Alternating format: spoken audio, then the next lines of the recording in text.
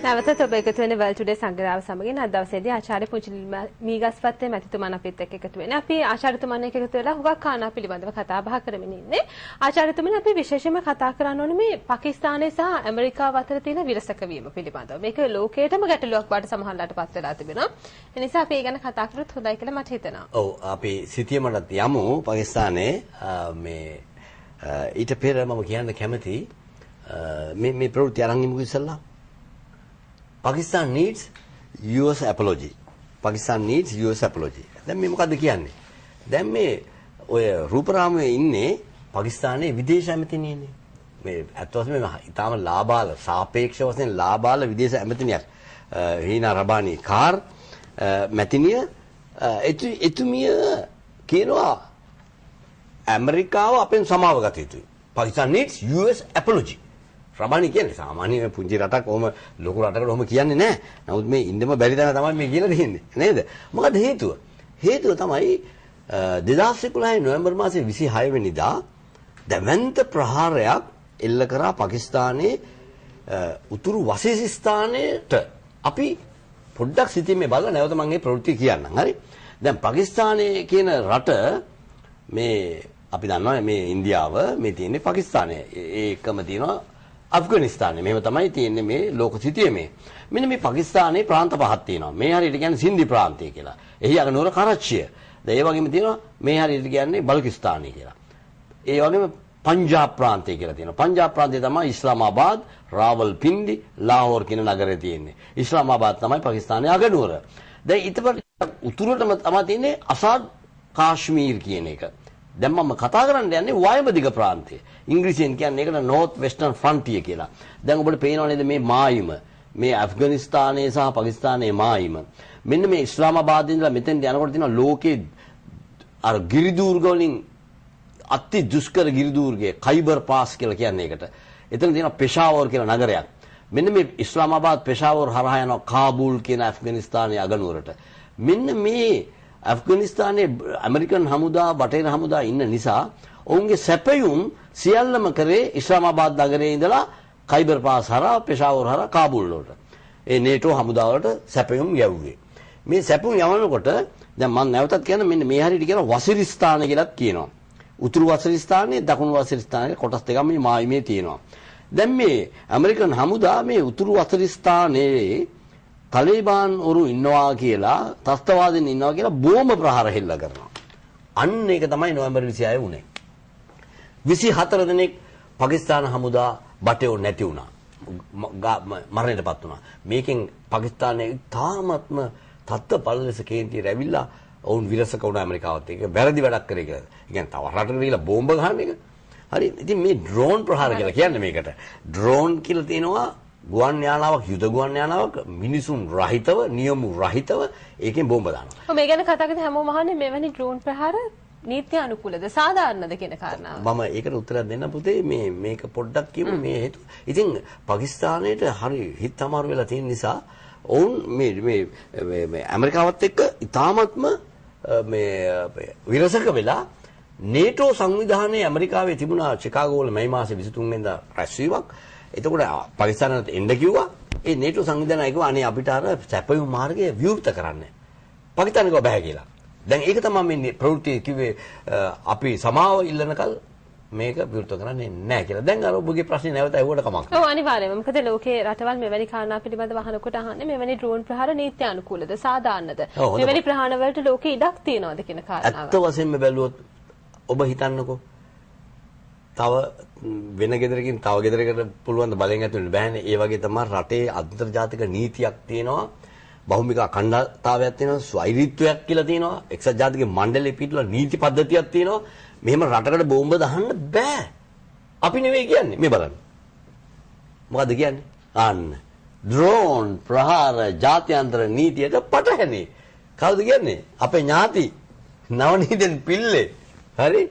අපේ ජිනීවා වල එහෙම අපිට හොඳට සලකුවේ. ඔව් නවනීතෙන් පිල්ලේම කියනවා ඩ්‍රෝන් ප්‍රහාර ජාත්‍යන්තර නීතියට පටහැනි කියලා. හැබැයි ඔකට කියනවා විතරයි.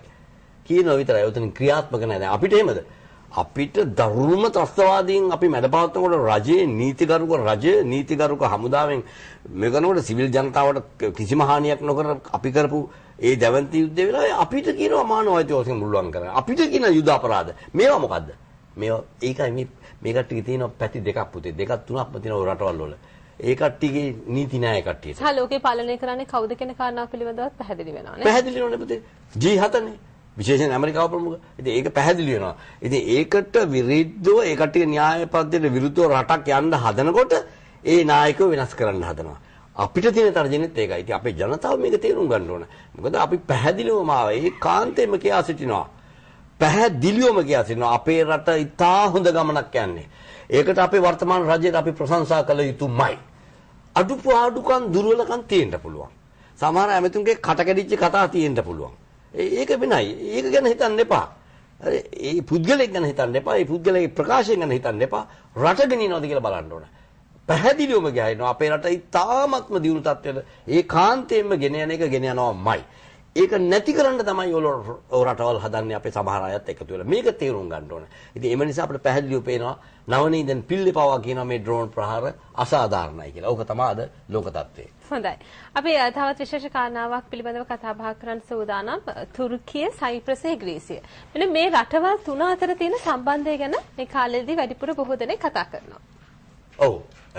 ඔය ඇහුවා තුර්කිය, ග්‍රීසිය, සයිප්‍රසය. ඉස්සලම සිටිමේ පෙන්නමු. මොකද අද දරුවෝ ඉන්නෝනේ මේ ඉරිදා ගෙවල් වල. ඉතින් අපි ඉස්සලා බලමු මේක කොහෙද තියෙන්නේ කියලා. දැන් අපි යමු සිටියමට.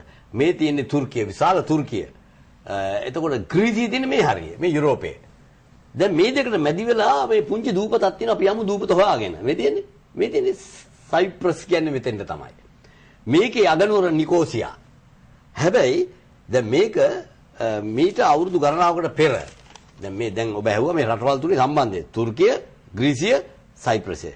දැන් මේ සයිප්‍රසය තමයි මේ මහද්වීප තුනක යා කරන තැනක් උතන. මොකද්ද? ආසියා මහද්වීපේ මේ පැත්තෙන් තියෙනවා. යුරෝපයේ ග්‍රීසිය මේ පැත්තෙන් තියෙනවා. අප්‍රිකාව මෙතනින් තියෙනවා. දැක්කද? ඒතර මේ මහද්වීප තුනටම ලං වෙන ස්ථානය තමයි නිකෝසියා අගනුවර තියෙන මේ සයිප්‍රසය. හැබැයි 1009 මේ සයිප්‍රසය කෑලි දෙකට කැඩුණා. උතුරු සයිප්‍රසය, දකුණු සයිප්‍රසය. මේක සිද්ධ වුණේ 1983 දී. හරි? හේතුව මේ අර තුර්කිය 1983 දී තුර්කියේ හමුදා ඇවිල්ලා මොකද මේ සයිප්‍රසයේ උතුරු කොටසේ වැඩි හරියක් ඉන්නේ තුර්කි ජාතිකයෝ, මුස්ලිම් ජාතිකයෝ. දකුණු කොටසේ ඉන්නේ ග්‍රීසියෙන් ආපු අය ක්‍රිස්තියානි ලබ්ධිකයන්. එතකොට දැන්ගත් ඊට පස්සේ රට දෙකට කැඩුනා. මේ පුංචි දූපත දෙකට කැඩුනා. දෙකට කැඩිලා දකුණු සයිප්‍රසයට කියනවා රිපබ්ලික් ඔෆ් සයිප්‍රස් කියලා කියන්නේ. ඒක තමයි එක්සත් ජාතීන්ගේ මණ්ඩලය පිළි අරන් තියන්නේ අද. හරි? ඒක පිළි අරගෙන ඒක ඇත්ත වශයෙන්ම වර්ග කිලෝමීටර් 9000 ගාණක්. ජනගහනය ගත්තත් ලක්ෂ 9යි. ඒතර උතුරු සයිප්‍රසයේ වර්ග කිලෝමීටර් 3000 ගාණක්. ඒ ජනගහනය ලක්ෂ 3ක් විතර පොඩි. හරි? එහෙමයි තියෙන්නේ. එතකොට එහෙම තියෙද්දි අර උතුරු සයිප්‍රසයේ ඒ කට්ටිය නම දැම්මේ Turkish Republic of North Cyprus කියලා. හරි? දැන් ඒක පිළිගන්නේ නැහැ. ඒක පිළිගන්නේ නැහැ. හැබැයි තුර්කිය හරි කේන්තියෙන් ඉන්නේ. ඒක පිළිගත්තේ නැහැ කියලා. දකුණ පිළිගත්තා. එම නිසා දැන් තුර්කිය කියන්නේ නේටෝ සංවිධානයේ ඉන්නවා. හැබැයි යුරෝපා සංගමේ රටවල් 27ක් තියෙනවා.